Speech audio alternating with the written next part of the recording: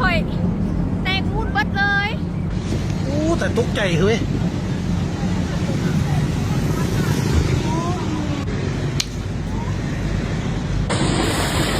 เป็นแล้วก็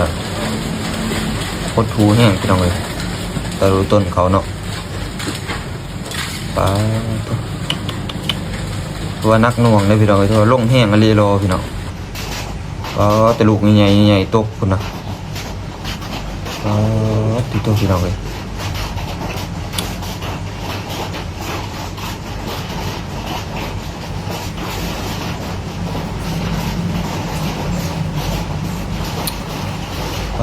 ตัวพายุน่าจะเป็นพายุขังที่ยิ่งใหญ่ที่สุดไปจากน้องพี่น้องเนาะอาจจะเป็นขังฟูนแห้งพี่น้องว่าเห็บตกลูกแกมันใหญ่พี่น้องเลยตัว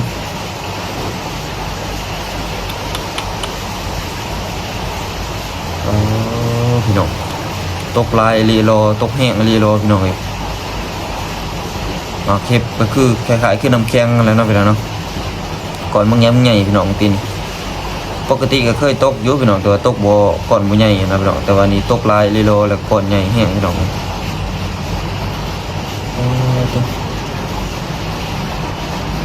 มาเข็บนี่มันเกิดจากอย่างดีเนาะพี่น้องเนาะมาเข็บที่ว่าตกลงมาจากท้องฟ้าเนาะ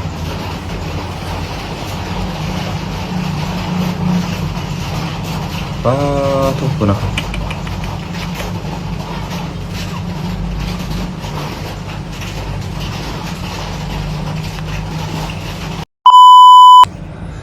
สบายดี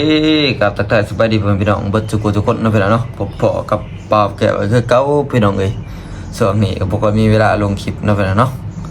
วันนี้บ่าวแก้วก็เลยสิมาบอกเรื่องวิกฤตของประเทศลาวพี่น้องคู่มือนี้โอ้นักหน่วงแห้งอะไรพี่น้องเลยทุกคนรู้บ่นักหน่วงหย่อนยังพี่น้องวิกฤตในประเทศลาวในตอนนี้เนาะบางเขตบางภาคส่วนก็คือตอนนี้ประเทศลาว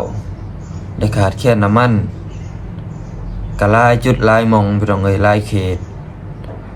บางมองเนี่ยก็ต่อคิวไปนอนต่อคิวกันพี่น้องเอ้ยแต่เที่ยงคืนแต่ตี 2 ตี 3ก็ว่ากันไปพี่น้องเอ้ยไปนอนถ่าซื้อน้ำมันเนาะพี่น้องเนาะบางมองเนี่ยก็จนเกิดเหตุพี่น้องเกิดเหตุหยาดชิงน้ำมันกันเนาะพี่น้องจนตกจนตีกันพี่น้องจนใส่ข้อมูลแห้งใส่กันก็จักสิว่าจะได้พี่น้องเอ้ยย้อนความไฟก็จากได้นะน้องพี่น้องเนาะขับปติสมเหตุสมผลอันใดก็ได้พี่น้องเลยปาตวิกฤตของประเทศลาวนะพี่น้องเนาะเสมอนี้และที่ลักๆเลยพี่น้องเลยตอนนี้นักหน่วงแห้งที่สุดพายุพี่น้องเลยพายุเข้าประเทศลาวพี่น้องบ่ฮู้ว่าพายุอีหยัง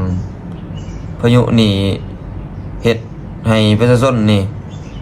ถือว่าเสียหายหลายอย่างนะพี่น้องเนาะพายุเข้ามารอบนี้ก็คือพายุนี่เป็นหิมะตกลงมาขอโทษขอไปพี่น้องเลยเป็นมาเฮฟพี่น้องมาเฮฟเป็นก้อนนะพี่น้องเคยน่าจะเคยเห็นอยู่มาเฮฟนะพี่น้องเนาะมาเฮฟเป็นก้อนใหญ่ๆขึ้นน้ำแข็งนะพี่น้องลูกบักใหญ่พี่น้องตกลงมาจากท้องฟ้าพุ่นละแล้วมาเฮ็ดในเพื่อนพ่อแม่พี่น้องประชาชนแล้วว่าสิ่งของต่างๆนะพี่น้องนี่ตามรูปภาพเลยพี่น้องนี่เปะจนเบิดพี่น้องคันว่าเพื่อนก็หลังคาถล่มเบิดพี่น้องหักแตกตะบุตะพายกันเบิดพี่น้องเลยขนาดเป็นรถเป็นล่างเป็นอีหยังกะแตกพี่น้องมาเข็บตกลงใส่พี่น้องเลยโอ้ยเบาแก้วเห็นแล้วก็แบบว่าช่วงนี้นะพี่น้องทั้งน้ำมันทั้งวิกฤตน้ำมันยังมาเจอพายุแบบสี่เนาะพี่น้องเนาะไปตาสงสารพ่อแม่ไปตาส้นพี่น้องเลยภัยพิบัติบอกไปเลยพี่น้องเลยเกิดจากธรรมศาสตร์นะพี่น้องเนาะพายุเฮ็ดให้เพื่อนซ่านพ่อแม่พี่น้องประชาชนรถล่างพาหนะทุกสิ่งทุกอย่างนะพี่น้องเอ้ยที่ว่าการดำรงชีวิตใส่จังหวัดของสิเปพี่นะพี่น้องเนาะลมกระแห้งฝนกระตกแห้งพี่น้องเฮ็ดให้มาเก็บตกหล่นลงมาพี่น้องเอ้ยเพื่อนคือเห็นแหละพี่น้องตามรูปภาพเลยเพื่อนพ่อแม่พี่น้องประชาชนแต่ละคนคือว่าเสียหายนักหน่วงพี่น้องวิกฤตรอบนี้คือว่านักหน่วงเนาะพี่น้องเนาะได้ยินเขาบอกว่าพายุนี่ก็พุ่นแห้งแน่พี่น้อง ยุเขามันแต่ว่าทั้งฟังไทยนี่ยินขาวๆเนาะพี่น้องเนาะอันนี้บ่แก้วก็บ่ได้ใจพี่น้องเลยของทั้งฟังไทยนี่ยินขาวๆว่าผักก้างเนาะพี่น้องผักก้างอาจสิบ่ถืออิหยังประมาณนี้แหละบ่แก้วก็บ่ได้ใจแล้วภาคอื่นถือแต่ว่าคือตอนนี้บ่แก้วอยู่โตใจกลางกรุงเทพเนาะพี่น้องเนาะตอนนี้นี่อากาศ คาดว่ามันต้องได้เป็นชั่วโมงไม่หน่วยใหญ่ อยากจะว่าฮ้อนแห้งทุกคน อุ้มนี่ไปเบิ้ ก็จะได้เนาะแต่ละเขตตอนนี้เขาหมิ่นบอกนะทุกคนเด้อแต่ว่าทั้งบ่แก้วนี่ใจกลางกรุงเทพตอนนี้บ่แก้วอยู่แต่ใจกลางกรุงเทพอากาศร้อนแห้งทุกคนเลยแต่เว้นเรือนผ่านเห็นคลิปไปทางพ่อแม่ประชาชนแล้วก็รูปภาพที่เขาเจ้าโพสต์เนาะพี่น้องเนาะบ่แก้วก็เห็นโอ้ยแต่ไอ้ต้นเขาได้พี่น้องแต่รู้ต้นเขาถือไฟกับบอดี้พี่น้องเอ้ยของแบบนี้ถือไฟก็เสียหายถือไฟกับบอดี้เพราะว่าจะเป็นทั้งคนเฮ็ดแต่ว่าธรรมศาสตร์สร้างขึ้นกับบอดี้พี่น้องความเสียหายนี่แหละพี่น้องเอ้ยวิกฤตของประเทศลาวในช่วงนี้ถ้าพายุทางขาดแคลนน้ำมันบ่ทวงบ่ทันพี่น้องเอ้ยก็บ่มีหยังหลายพี่น้องเอ้ยก็เป็นกำลังใจให้เบิดทุกคนเนาะพี่น้องเนาะที่เจอปัญหาอยู่ในตอนนี้จังใดมื้อนึงมันก็ต้องผ่านไปได้ด้วยดีทุกคนเอ้ยถึงมันสิแบบว่าหยังเขาเอิ้นว่าเสียหายไปแล้วเนาะทุกคนเนาะแต่ว่ามื้อนึงเฮาก็ต้องได้มันกลับคืนมาแต่ว่าเฮาต้องสู้เนาะพี่น้องเนาะจะได้ก็ต้องสู้เด้อจะได้ก็ขอส่งกำลังใจให้ทุกคนที่ว่าเจอปัญหานี้เนาะทุกคนเนาะให้ทุกคนสู้ๆอย่าท้อเนาะพี่น้องเนาะเพราะว่า